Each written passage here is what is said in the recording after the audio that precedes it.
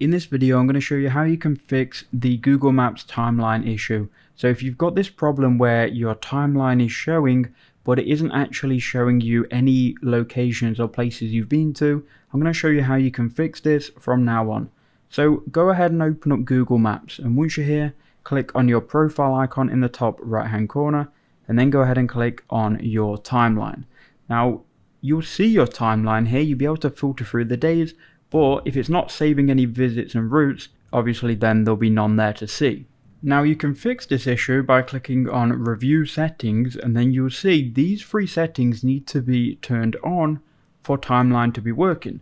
And if they aren't turned on, it won't work. So whatever red triangles you have, you need to go ahead and click on the respective link next to it. So the blue link, you can see here timeline needs to be turned on, but the status is off. If I go ahead and click on off, it will then redirect me to turn it off.